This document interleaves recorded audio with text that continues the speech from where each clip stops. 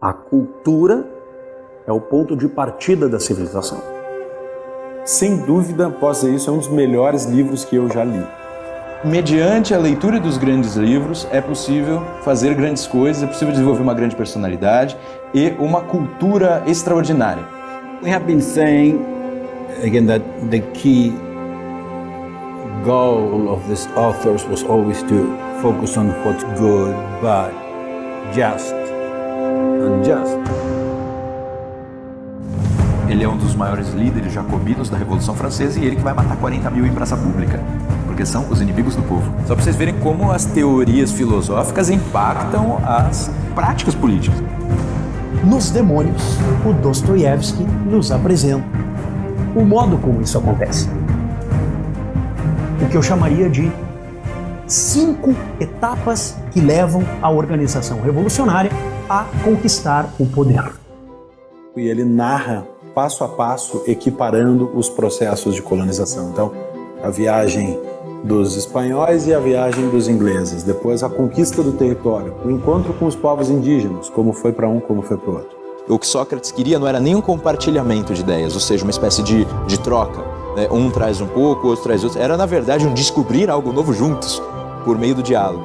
Essa é a ideia de que Sócrates também era parteiro. Estamos falando de uma elite intelectual conduzindo o futuro de um país.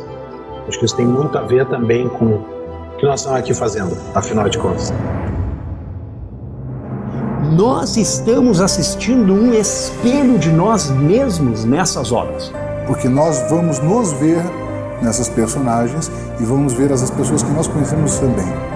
A ética das virtudes segue isso de maneira programática. Existe um convite ao leitor para que ele suba a um nível ainda mais profundo, que é o terceiro, que é o nível do que eu vou chamar de a voz que medeia o interior e o exterior das personagens, ao interior daqueles que entram na obra. Now, the first they say they are soft and smiling, but once their power is well established, their sole intent becomes to demolish. Para a gente entender como é que se falava na época. Guido Guinizelli. Al cor gentil rempaira sempre amor. Né? Busca abrigo amor no coração gentil. Essa é a tradução. Deem um passo adiante para o resgate e a liberação do velho. Que chamado para a guerra dos Estados Unidos? Qual foi a linha de continuidade entre os chamados Founding Fathers e aquilo que eles receberam, né, do direito consuetudinário britânico? Mas então esses autores que você tinha que ler que seriam isso que seria o pensamento político brasileiro no sentido estrito. Então, se eu não faço a leitura da parábola dos talentos nessa chave, eu não sou capaz de entender adequadamente o que está sendo dito ali. Então eles trazem muitas ideias novas, mesmo sendo livros velhos, eles trazem uma compreensão muito ampla, eles aumentam a nossa capacidade de inteligência. Então, é claro, uma alma perturbada produz perturbação. E se a gente aqui quer criar uma sociedade saudável, digamos assim, a arte tem uma função nisso, a educação tem uma função nisso, né? A imaginação tem uma função nisso. Então, quer dizer, nós temos um trabalho hercúleo para fazer. E eu espero que ingressar no núcleo de formação ajude com essa tentativa que a gente está fazendo de todos os jeitos e falar assim, cara, vamos levar a alta cultura adiante, vamos levar o estudo das coisas adiante, não vamos ficar nessa caixinha presa que venderam pra gente. Então, eu convido a todos aí a juntarem-se a nós no grande dever e na grande libertação que é a gente realmente saber para que a gente existe, por que a gente está aqui, para onde a gente está indo. Se isso não importar, nada mais importa.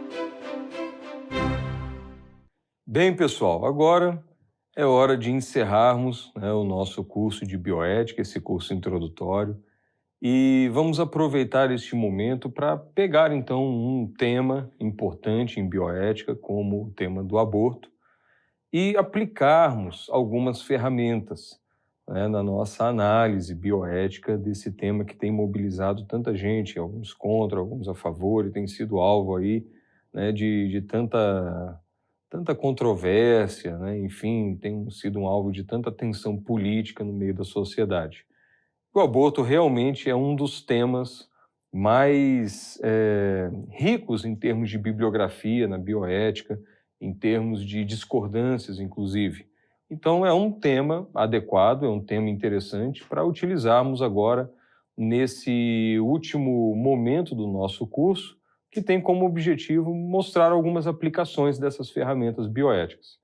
Nós gastaremos também um tempo importante desse bloco, mostrando algumas argumentações, criticando algumas argumentações que são feitas, né, por aí, na televisão, em algumas obras de caráter acadêmico, em alguns jornais, né, feitas aí por beautiful people, como a gente chamaria, né, pessoas aí de grande notoriedade que fazem afirmações, né, defendendo o aborto, entre outras coisas, né, e que é interessante a gente analisar, é interessante a gente passar pelo crivo, né, de um pensamento bioético. E teremos a oportunidade, inclusive, de ressaltar o valor da vida humana. Então, vamos falar sobre a ética do aborto. Temos, antes de iniciar, alguns pré-requisitos a cumprir, né? Talvez até um pré-requisito de ordem metodológica. Que pré-requisito é esse? É escapulir de algumas casquinhas de banana, né? Então, se nós vamos entrar numa discussão, sabendo daqueles pré-requisitos, vida, valor, verdade, então a gente tem que ser correto, tem que ser aderente à verdade. Então nós temos que cuidar de ter uma visão realista e de usar adequadamente a linguagem, sem eufemismo, sem metonímia, chamar a coisa do jeito que a coisa é. Você ficar fazendo, né, aqueles eufemismos, aliviando, metonímias, tratar o todo pela parte, isso aí não deixa de ser um tipo de manipulação discursiva da mente, né, e um tipo de até trapaça intelectual, eu diria. Por exemplo, vamos pegar uma palavra chique, elegante, né, utilizada aí, como eu já disse, pelo beautiful people, direitos reprodutivos.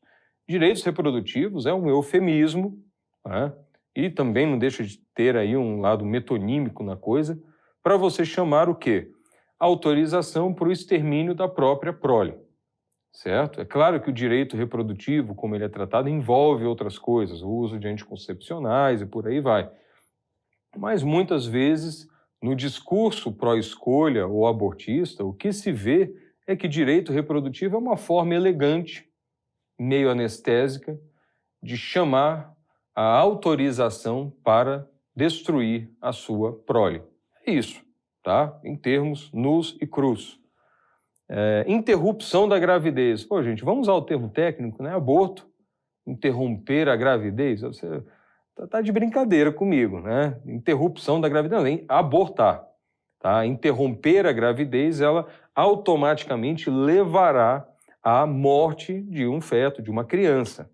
E nós temos um termo técnico para isso. O nome desse termo técnico é abortar. Então vamos parar com o eufemismo, é aborto.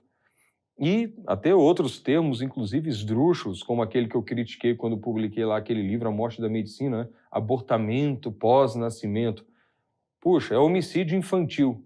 Então se a gente quer conversar, se a gente quer se entender, se a gente quer criticar, se a gente quer analisar uma situação, vamos começar a chamar as coisas do jeito que elas são. E, entrando agora, especificamente no assunto do aborto, é importante a gente lembrar a origem do movimento abortista contemporâneo. Então, a origem a gente vai puxar lá daquele bloco onde nós discutimos a história, né, dos crimes éticos em pesquisa, né, dos crimes éticos na saúde.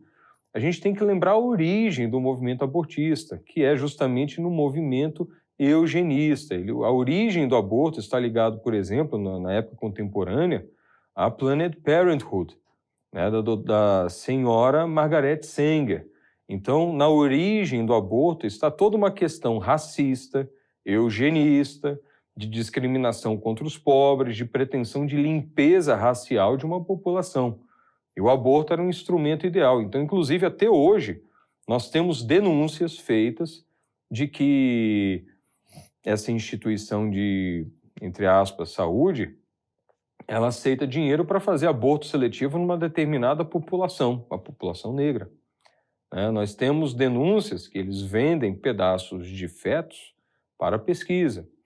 Então, até hoje, essa raiz ela não é esquecida e ela precisa, de fato, ser integrada ao discurso na sociedade para que a gente compreenda de onde que viemos e de onde essa discussão surgiu. Então, o resgate histórico dessa discussão ele precisa ser feito. No sentido de fazer um resgate histórico, nós precisamos também lembrar, por exemplo, de uma figura importantíssima na história do aborto, que é o médico Bernard Nathanson. Ele era chamado pai do aborto. Bernard Nathanson foi responsável, direto e indireto, por dezenas de milhares de abortos nos Estados Unidos. E ele, inclusive, nas suas obras, muitas delas, as duas que eu li foram autobiográficas, inclusive, uma delas acho que foi traduzida, está em processo de tradução para o português, que é The Hand of God. Ele conta que ele e algum grupo, e um grupo de algumas poucas pessoas pró-aborto, eles criaram essas terminologias que eu acabei de criticar, né? Não, interrupção da gravidez, é o direito de escolha. Essas expressões, elas têm uma origem. E ele declara claramente ali que ele participou da formulação dessas expressões com o objetivo, claro, de legalizar o aborto. A gente também não pode analisar as coisas de uma forma muito injusta. Ele mesmo disse, na sua biografia, que quando ele criou aquelas expressões, ele realmente acreditava, né, na ideia de que oferecer um aborto tecnicamente bem feito faria um bem para as mulheres, né? Mas depois aconteceu uma coisa com ele. Ele descobriu uma coisa, na verdade descobriram uma coisa chamada ultrassonografia. E ele caiu na bobeira de fazer um ultrassom durante um aborto.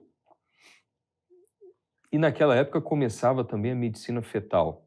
A gente começava a estender, né, a medicina para procedimentos diagnósticos, entre outros, intraútero. O ultrassom mesmo é uma metodologia diagnóstica que permitia enxergar ao vivo, né, os movimentos do feto. E ele resolveu fazer um ultrassom. E ele, quando entrou com um instrumento, o aspirador, que aliás é uma coisa bem grotesca de se descrever, que começa a aspirar os membros do feto e depois você quebra o crânio e termina de puxar. É um desmembramento praticamente, né?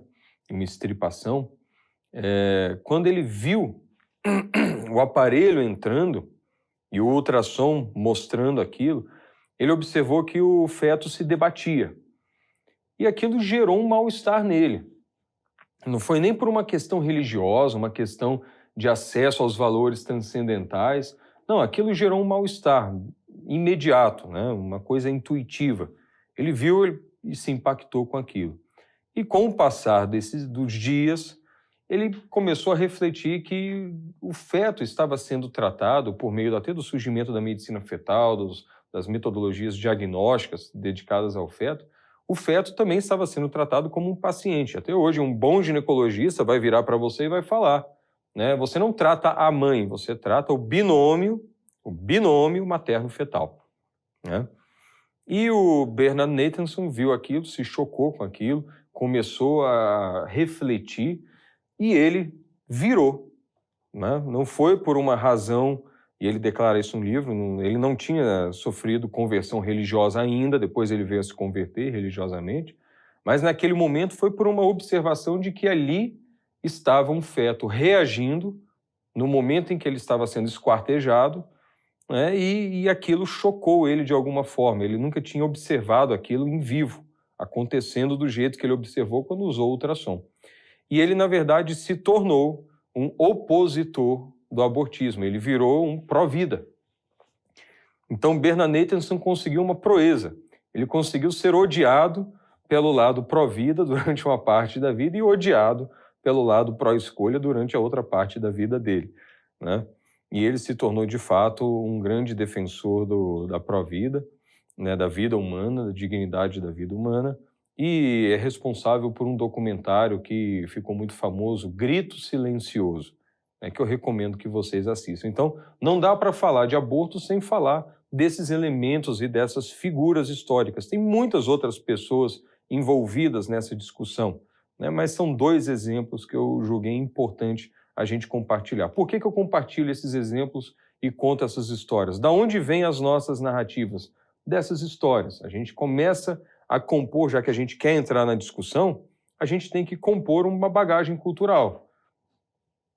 É claro que eu dei 2 narrativas tendenciosas a uma visão ruim do lado pró-escolha e benéfica para o lado pró-vida. Mas só que também não adianta eu ficar falando muito da narrativa pró-escolha, que é só você ligar a televisão e você vai ver que todas as narrativas são pró-escolha praticamente. Então a gente faz aqui uma contraparte para tornar as coisas menos desiguais e a privação cultural menos evidente, vamos dizer assim. E quando a gente fala aborto, afinal de contas, do que a gente está falando?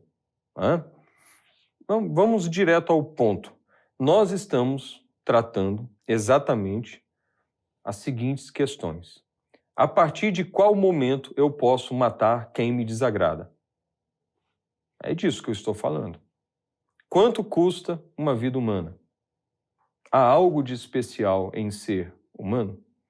Essas são as 3 perguntas básicas que a gente precisa responder. Quando que eu posso matar alguém que me desagrada? É porque eu vou ter dificuldade para cuidar dessa pessoa depois que ela nasce? Ou porque ela está me dando trabalho já adulta ou idosa e tem alguma deficiência? Ou é porque ela tem a cor da pele que eu discordo? Ou porque ela tem uma opção de vida que me desagrada? Ou porque ela pensa politicamente diferente de mim? Quando que eu posso eliminar uma pessoa que me desagrada? É porque ele ainda não está completamente formado, mas é um ser humano, está intraútero e está indefeso? A gente tem que saber perguntar isso. O muro, o limite dessa minha capacidade de matar quem me desagrada vai ser colocado aonde? Quem coloca esse limite? Qual o critério filosófico, científico, moral para colocar esse limite? O aborto vai dar uma resposta para isso. As pessoas podem colocar os seus limites, mais subjetivos ou técnicos possíveis, mas ela estará respondendo uma pergunta. Quando ela pode matar alguém que a desagrada? É porque nasceu com alguma deficiência? É porque pertence a um sexo menos valorizado na sociedade? Não sei. Mas quando alguém defende o aborto, ele defende uma posição. A posição coerente, eticamente coerente com a dignidade da vida humana, ela se recusa a pôr essa muralha. Ela não vai pôr essa muralha em nenhum momento. Ela vai reconhecer que não, nós não podemos matar quem nos desagrada. A vida humana é sagrada, a vida humana está além de nossa ação, né, de nossa capacidade moral, digna de ação no sentido de criar ou destruir. Isso nos transcende. Ou nós respeitamos isso ou não. Se não respeitamos, nós estamos colocando um ponto ali de inflexão. Temos que responder também, quanto custa uma vida humana? Ela custa o meu conforto? Ela custa R$1.000, R$5.000, dólares, euros? Custa uma viagem? Eu não sei. Quanto custa uma vida humana? Quanto custa matar uma vida humana? E, enfim, você vai terminar naquela última pergunta. Há algo de especial em ser humano? Se há algo de especial, então é especial. Tem que ser tratado de uma forma diferenciada. Se não há, se você pode matar uma vida humana, eliminar uma vida humana, aí você vai cair de novo naquela questão de pôr um limite. Qual o limite para matar uma vida humana? Baseado em quê? Se você colocou esse limite em 12 semanas de gravidez, por que eu não posso colocar em 40 semanas? Porque o outro vai criar algum critério, mas o critério de humanidade, ele é presente desde que você forma um zigoto. quando junta o gameta masculino com o feminino, lá no início da gravidez, ali a concepção aconteceu. E ali já é um ser humano, como eu até brinquei num bloco passado, o zigoto humano, o embrião humano não vai virar uma samambaia, um papagaio ou um tatu-bola. Ele vai virar um ser humano. Pode ser que não chegue a se tornar uma criança, um adulto, tenha uma mutação, um acidente, né, ou sofra um aborto, né, enfim, traumático. Isso pode acontecer, mas é um ser humano. Isso é ciência, né? Isso é evidente. Isso não é nem passível de discussão. Agora, se você quer discutir se o fato de ser um humano vale ou não vale, é especial ou não é especial, ok, vamos discutir, mas aceite as consequências dessa discussão. É disso que estamos falando. E nessa discussão a gente vê muito blá blá blá, a gente vê muito argumento falso, muita erística, e agora é a oportunidade que a gente tem de mostrar argumentos onde realmente há uma série de inconsistências, argumentos muito presentes na sociedade e que a gente precisa começar a tratar de forma adequada. Por exemplo, um argumento muito utilizado é precisamos experimentar com células tronco fetais, já as utilizamos para vacinas. Isso é uma desculpa para você pegar, por exemplo, embriões congelados e começar a fazer pesquisa neles, porque as células tronco fetais, né, elas podem ajudar a gente. E já que já é utilizado para vacina, já que se utiliza para vacina, é coerente continuar utilizando para outras formas de pesquisa. Bem, tem um porém. O fato de que, por exemplo, você pegou aquela célula tronco fetal, criou ali uma placa de cultura, agora aquilo vai proliferando. Já que você fez isso uma vez e testou e conseguiu tirar a vacina dali, você afirmar então que esse ato, que é eticamente questionável, ele obrigatoriamente, né, nos leva a aceitar um ato da mesma forma, eticamente questionável, para fazer outra coisa, sinceramente, vamos fazer uma situação análoga. É igual você falar que, lá no campo de concentração nazista, eles torturaram prisioneiros de guerra e descobriram uma coisa interessante. Então, por causa disso, a gente vai continuar utilizando aquela metodologia lá atrás? Não, busque uma metodologia diferente. Estamos utilizando células tronco fetais, né, de abortos para poder fazer pesquisa de vacina. Ok, utilizou, descobriu um monte de vacina. Ok, essas vacinas estão ajudando a salvar pessoas para sarampo, para várias coisas. Ok, é um bem que foi alcançado agora? Ok, mas isso te desculpa para continuar utilizando aquilo porque uma descoberta de um ato antiético levou a um benefício? Então aquele ato antiético está validado e tem que continuar a ser executado? Não. Esse argumento é falso. Não decorre de que um bem obtido por uma metodologia antiética justifique que aquela metodologia antiética continue a ser utilizada, né? Hoje a gente pode pesquisar com célula tronco embrionária, por exemplo? Pode, legalmente, mas você pode pesquisar com células tronco de adultos que sofrem um processo que nos permite uma maior manipulação, sem incorrer no risco ético de sacrificar uma vida humana. Então, nós não estamos presos aos erros do passado. O fato de ter tido uma coisa boa que derivou de um erro do passado não é, logicamente, algo que nos leve a continuar adotando os erros do passado. Podemos buscar outro caminho. Então, o fato de alguém virar para você, não. A gente precisa continuar experimentando com célula tronco fetal, podendo fazer aborto, pesquisar com aborto, né, porque tivemos boas descobertas em relação à vacina. Esse argumento não é convincente, ele não tem solidez, né? E esses argumentos todos eu tirei de algumas obras bioéticas, a gente tira de jornais, tira até de filmes, enfim, de debates, né, que a gente observa aí no meio acadêmico, e eles são muito utilizados, são argumentos falaciosos, né?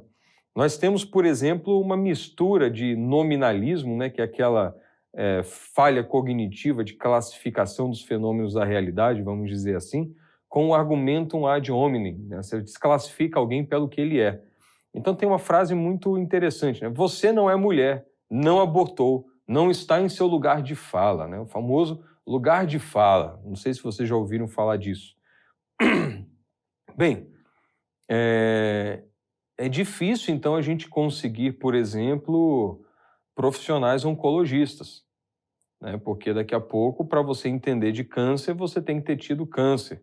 preferencialmente talvez até ter morrido com a doença, para entender como que é o momento. Gente, não faz sentido. Existe uma coisa chamada compaixão, é uma virtude que eu falei há um tempo atrás aí. Então, essa compaixão permite você ter a empatia suficiente para compreender um pouco do sofrimento e da situação alheia. E se você não conseguir transpor a barreira entre pessoas e enxergar a realidade alheia, me desculpa, mas você está vivendo num mundo à parte, num mundo isolado. Acabou qualquer chance de racionalidade. Você está no mundo da irracionalidade subjetivista, no solipsismo que a gente chama. Você se trancou numa jaula. E aí é balbuciar e morrer, não tem nada mais o que fazer. Então, você não é mulher, não abortou, não está em seu lugar de fala. Isso é uma afirmação arrogante que desmerece o discurso e a capacidade de diálogo com outra pessoa. Na verdade, isso não passa de uma forma de intransigência, né? Uma forma até de autoritarismo no debate. Você renega ao outro a racionalidade e a empatia e a compaixão que o tornariam apto a discutir, a conversar com você, né? Então, esse argumento ad hominem, né, não cabe. Daqui a pouco, então, para ser um ginecologista precisa ser mulher. Mas como você vai fazer um parto se você nunca teve um filho? Não, a gente tem homens e mulheres também que nunca foram mães e são excelentes obstetras e compreendem o que a mãe passa. Elas vivenciaram aquilo muitas vezes. Então, esse argumento de que você não está no seu lugar de fala não passa também de uma forma autoritária de evitar o diálogo, né? De desmerecer a pessoa por uma condição de nascença dela ou uma situação que ela vive. Isso é o argumentum ad hominem. Você não trata do argumento, você trata de quem falou o argumento, né? Opções forçadas. Peraí, você quer legalizar o aborto ou prender 7 milhões de mulheres? Né? A pessoa te deu duas opções. Quem disse que só tem essas duas opções? Primeiro também, quem disse que o fato de não legalizar o aborto está levando à prisão de mulheres? Mulheres não são presas por causa do aborto. Você não vê uma horda de mulheres presas por causa de aborto. Essa é uma opção que a gente chama de opção forçada. Muitas vezes a melhor forma de enganar você numa discussão é te dar uma opção forçada. Ou isso ou aquilo. Não, mas a realidade normalmente não é ou isso ou aquilo. Você tem muitas opções, muitos caminhos que podem ser tomados. Então, quando você está numa discussão, numa argumentação e alguém te põe duas opções, a primeira coisa que você tem que pensar é, peraí, eu só tenho essas opções? Essa colocação não é um framing que a gente chama? Não tentaram me colocar numa moldura e prender a minha inteligência? Opções forçadas. Outro argumento muito utilizado, que quando você legaliza, né, você diminui o número de abortos. É errado. Quando nós olhamos os trabalhos no mundo inteiro, as sequências, as casuísticas, logo que você legaliza, você tem um aumento exponencial do aborto. Agora, lançou um trabalho, por exemplo, nos Estados Unidos, né, fazendo uma análise do número de abortos nos Estados Unidos. E aí eles viram, olha, legalizou. E aqui a gente está vendo que ao longo desses 10 anos o número de aborto caiu. Bem, a pegadinha dessa história é que eles começaram a analisar o número de abortos mais de 10 anos, se eu não me engano, depois da liberação do aborto. Então, todo aquele aumento exponencial do aborto que aconteceu, eles tiraram da análise, né, marotamente, tiraram da análise, e começaram a analisar anos depois o quê? Bem, depois de você começar a matar milhões de crianças todos os anos, a natalidade cai. Natalidade caindo, a taxa de reprodução da sociedade cai também. Então é óbvio que vai diminuir o número de abortos. Você está matando a juventude toda, você está matando a futura geração, né? Os próprios valores estão sofrendo mutação civilizacional. Então você falar que a partir de 10, 20, 15 anos depois o número de abortos caiu sem olhar aquele momento imediato após o aborto e daí tirar uma conclusão de que o número de abortos cai após a legalização, isso é falacioso. Eu recomendo até a leitura do livro Precisamos Falar sobre Aborto, lá do Marlon de Rosa, em que ele tem toda essa casuística estudada. Pode ter tido uma exceção aqui, lá, a gente pode até achar alguma exceção, mas a regra ela fica muito clara. libera, crescimento exponencial, muitos abortos acontecendo e depois de um tempo começa a cair. Outro argumento utilizado: morrem milhares de mulheres todos os anos por causa do aborto, né? Como eu já falei, você vai lá no DataSUS, procura o número de mortes por causa do aborto e você vai ter a sua própria conclusão. 100, 100 e pouco. Como eu já falei, toda morte é uma tragédia, né? Mas morre mais gente afogada em piscina dentro de casa. Então não é morrem milhares de mulheres. Não, mas subnotifica. Não há essa subnotificação maciça.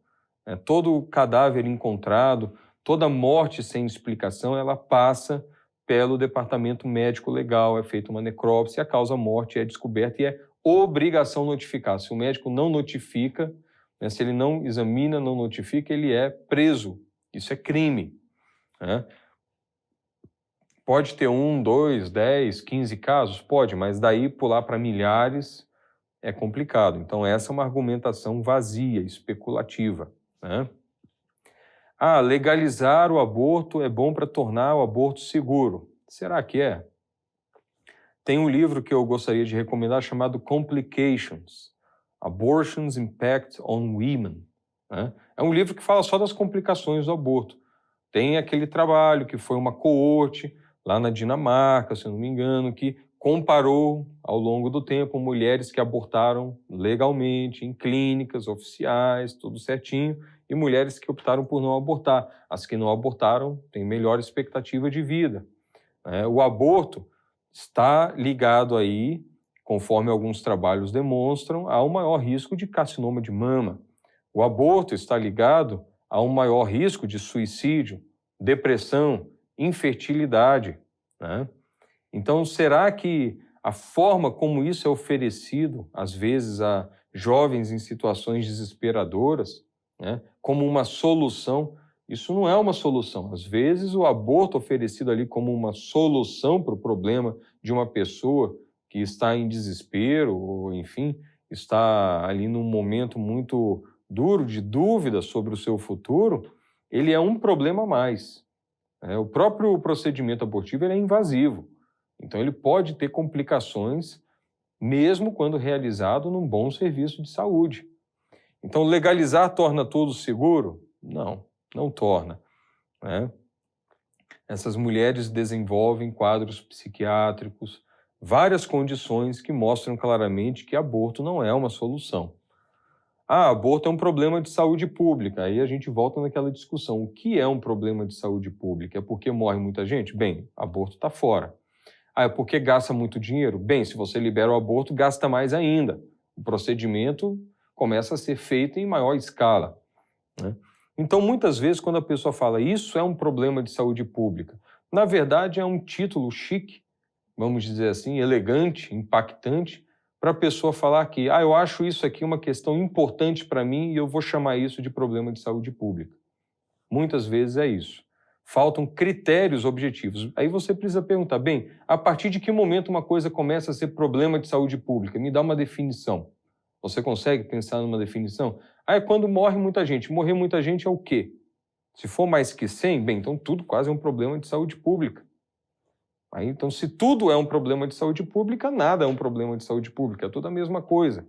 Então, quando você vai rotular alguma coisa, muitas vezes numa argumentação, ainda mais em bioética, você precisa dar um passo atrás e falar o seguinte, me dá a definição disso. O que é isso? Qual o critério para eu chamar uma coisa de problema de saúde pública? Outro argumento, artigos científicos demonstram que a melhor opção é legalizar o aborto. Bem, artigo científico, gente, tem artigo científico produzido, por exemplo, pelo Instituto Guttmacher. O Instituto Guttmacher, ou Guttmacher, ele foi um braço científico da própria Planned Parenthood.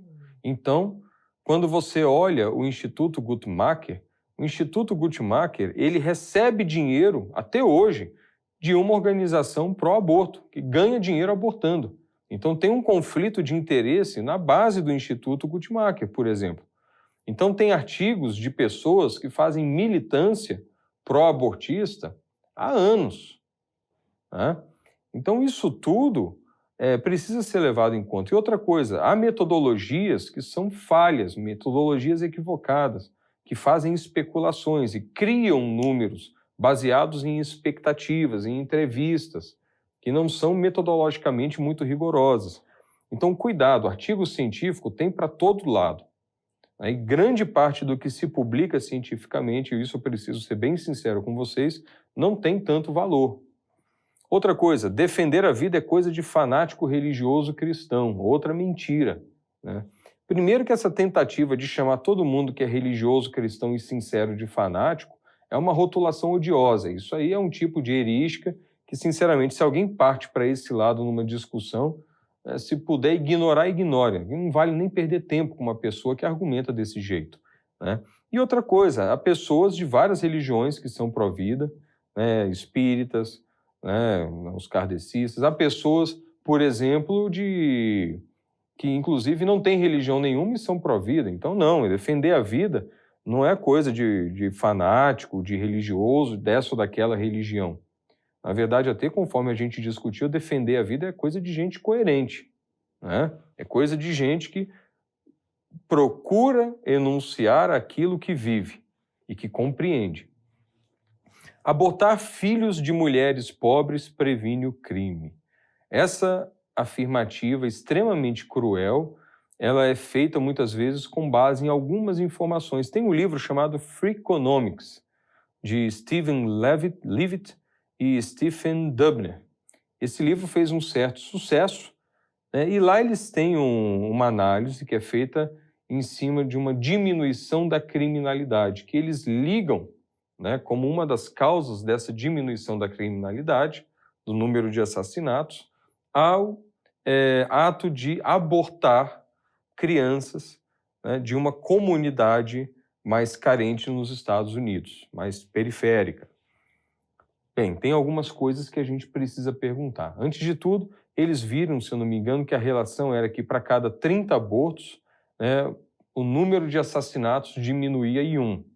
Bem, a primeira coisa que chama a atenção quer dizer então que eu vou precisar matar 30 pessoas para salvar uma? Como que funciona isso, né? Estranho, né? Essa matemática aí tá um pouco forçada. E isso supondo que das 30 mortas, né, uma que virasse um assassino, matasse somente uma pessoa. Na verdade, quando a pessoa chega ao ponto de se tornar um assassino, um criminoso perigoso, dificilmente ela para em uma pessoa só. Então, na verdade, o que você tem é que você mata dezenas de crianças, de fetos, para evitar a existência de um assassino. Ok, né? Entendemos a argumentação. Agora, cuidado, também os próprios autores pediram moderação nas conclusões, mas tem gente que usa esse dado para defender que o aborto também previne o crime. Mas espera aí, vamos supor então que é 30 para 1. Então você matou uma pessoa que se tornaria criminosa. E os outros 29, eles se tornariam o quê? Médicos, bombeiros, padeiros, pesquisadores? Um deles poderia descobrir um remédio, a cura para o câncer? Eu não sei. A vida ali se fechou, você cessou a possibilidade daquela existência. Então esse argumento de que para cada 30 abortos eu evito um crime. Bem, você cometeu 30 crimes, né? 30 extermínios de uma vida inteira de possibilidade, de décadas de vivência, de ação em comunidade, pessoas que fariam a tristeza e a felicidade de outras pessoas, seriam pais, filhos, irmãos, a gente não sabe. Seriam profissionais, pediriam ajuda a alguém, dariam ajuda para alguém, bem, você matou, né? Então esse argumento de que o aborto leva à diminuição da criminalidade, prevenindo o crime, bem, essa é uma relação fria, ela pode até ser buscada, mas ela parte do pressuposto que o ato de aborto você não fez um crime, e isso é questionável. E simplesmente porque você conta aquele aborto que preveniu um crime, mas não conta os outros abortos que só Deus sabe o que eles deixaram, o que eles proibiram que viesse à existência, né? Essa argumentação é vazia também. Outra coisa, toda vez que você vê uma discussão sobre o aborto, a discussão vai seguindo, os argumentos vão sendo colocados e, de repente, vem aquela grande sacada. Não, mas e o caso, né, do estupro? Bem, de regra, o que está se discutindo não é uma exceção, não é um caso específico, é libera ou não libera, né? Então você tem um argumento erístico aí que é falar do excepcional para conclusões sobre o casual, o mais frequente. Então você parte para uma exceção para tentar tirar uma regra, extrair uma regra de uma situação excepcional e aí utilizar aquela regra, né, no geral. Não, na verdade a exceção confirma a regra, por ser uma exceção. Tá? Então o fato de ter uma situação trágica que aconteceu e que justificou para aquela pessoa um aborto numa situação muito específica, não quer dizer que disso você possa concluir que então deva legalizar o aborto de forma geral até a 12ª semana. E é até de mau tom numa discussão você sair de uma discussão que está num ambiente, né, num âmbito mais geral e pular para uma exceção. Isso aí, na verdade, é o que a gente chamaria até de uma mutatio controversia, que é um recurso erístico. Você mudou de assunto, você mudou de conversa. É falta de educação, né? Num debate civilizado, você não muda de assunto. Você leva aquele assunto até o final. Outro argumento muito utilizado é só um amontoado de células. Não, nem uma cutícula que eu tiro do dedo é um amontoado de células. Tem uma organização ali. E a organização também, como eu já disse nos blocos anteriores, de um embrião, ela é um fenômeno maravilhoso, extremamente complexo e que ainda traz até dúvidas para os nossos cientistas no mundo inteiro. O fenômeno do surgimento da vida humana é algo realmente, se você não chamar de milagroso, é difícil de saber como que você pode chamar isso, né? Então, amontoado de células, me desculpem, mas não cola também, né? Na verdade, se a gente for direto ao ponto, sem eufemismos, chamar um embrião de amontoado de células é burrice, né? Vamos falar as coisas como elas são, é burrice. É ignorância completa da ciência, né? E aquela conversa também que muitas pessoas trazem, que o embrião e o feto nem são seres humanos, nem são pessoas ainda. Bem, essa aí já não é uma questão científica, né? A questão científica evidente que está ali posta, indiscutível, é que são vidas humanas, né?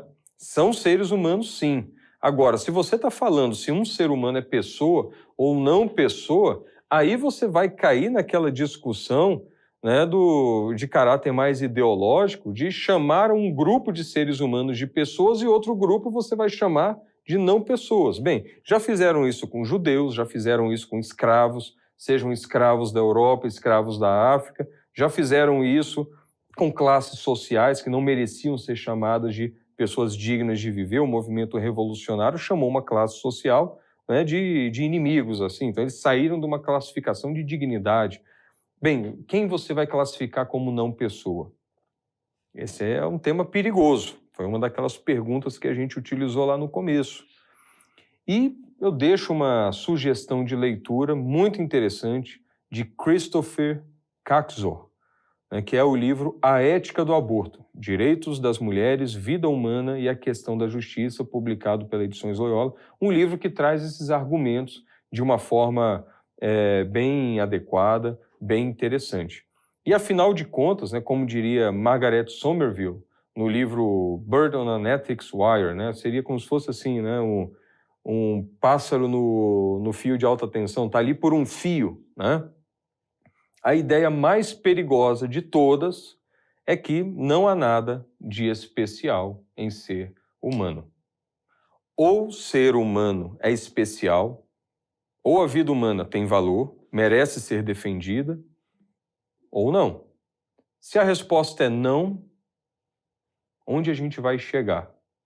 Que critério que você vai colocar? Se a gente sai desse critério objetivo de ser ou não ser uma vida humana, você vai ter que me dar um outro critério. Você pode inventar agora qual o critério de alguém ser especial ou não ser especial? É muito poder na mão da gente. E esse poder extremo, ele vai nos levar a situações muito ruins. Essa negação do valor da vida humana, esse relativismo frente à vida humana tem consequências. E eu vou ler um trecho, né, uma frase falada pelo Viktor Frankl, que é um psiquiatra que inclusive foi preso num campo de concentração durante a Segunda Guerra e foi o criador da logoterapia. Não foram apenas alguns ministérios de Berlim que inventaram as câmaras de gás de Majdanek, Auschwitz e Treblinka. Elas foram preparadas nos escritórios e salas de aula de cientistas e filósofos nihilistas, entre os quais se contavam e contam alguns pensadores anglo-saxônicos laureados com o Prêmio Nobel. É que, se a vida humana não passa do insignificante produto acidental de umas moléculas de proteína, pouco importa que um psicopata seja eliminado como inútil e que ao psicopata se acrescentem mais uns quantos povos inferiores. Tudo isto não é senão raciocínio lógico e consequente. Se a vida não vale, a gente corre um perigo. Se a vida não tem valor, onde isso vai terminar? Se a vida de um determinado sujeito não tem valor, por que a minha vida terá? Nós temos aí uma inflexão, um ponto em que nós temos que tomar uma decisão. Por isso que foi afirmado, né, no bloco anterior, que um dos pressupostos para começar a conversar é valorizar, né, a dignidade da vida humana. E essa valorização da dignidade da vida humana, da própria vida humana, ela tem sido feita ao longo da história, até mesmo no âmbito da profissão da saúde, na medicina, entre outras profissões. Existe até um composto, vamos dizer assim, ontológico e moral, de um legado hipocrático na medicina, que é uma forma de enxergar a saúde e a prestação de serviços de saúde. E passa por aquele fundamento ontológico que eu já falei com vocês: seres humanos são mortais, seres humanos são frágeis. Nós sabemos que uma vez fragilizado a gente pode pedir ajuda, e pedindo ajuda a gente sabe que tem gente que responde e oferece ajuda. E esse composto profissional, ele entra no elemento moral ao exigir que aquela pessoa que oferece ajuda, ela, claro, valorize a vida humana, respeite a vida humana, enxergue valor na vida humana, né? Esse valor ele esteja estendido a todas as vidas humanas, e para poder ajudar a vida humana, para poder valorizar a vida humana, a pessoa entende que ela tem que buscar a excelência. Daí a teoria da ética baseada em virtudes. Então essas seriam algumas observações que eu tenho a fazer sobre a questão do aborto. Utilizei alguns instrumentos, principalmente dialéticos, né, da questão de como argumentar nesse debate sobre o aborto, e serve então como um estudo de caso, para começarmos então a exercitar aqueles instrumentos estudados nos blocos anteriores. Muito obrigado pela atenção, espero vê-los em breve. Um abraço para todo mundo.